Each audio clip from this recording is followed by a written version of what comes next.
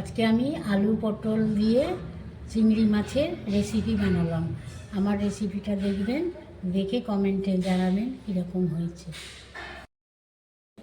ঝর্ণার রান্নাঘরে স্বাগতম। আজকে আমি বানাবো চিংড়ি মাছের পাতলা ঝোল আলু পটল দিয়ে। চিংড়ি মাছটা ভালো করে বেছে ধুয়ে নিয়েছি।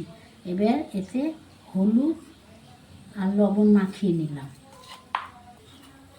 তেলটা গরম হয়ে গেছে, আমি আবার মাছগুলো দিয়ে দিলাম।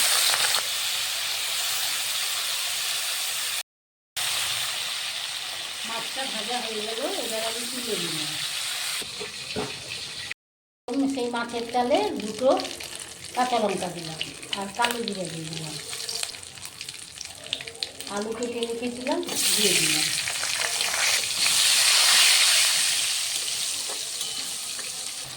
পটল কেটে রেখেছিলাম ধুয়ে দিয়ে দিলাম।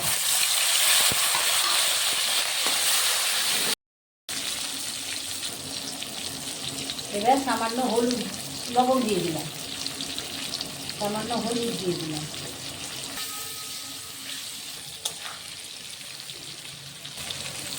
আলু পটলটা ভাজা হয়ে গেছে, এবার তুলে নিলাম।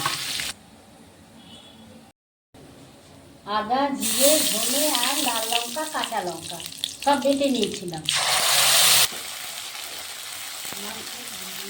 এবার ভাজা সবজিগুলো দিয়ে দিলাম। কাটিয়ে রেখেছিলাম দিয়ে দিলাম। এবার সামান্য জল দিয়ে দিলাম। মাছ ভেজে রেখেছিলাম দিয়ে দিলাম মাছগুলো।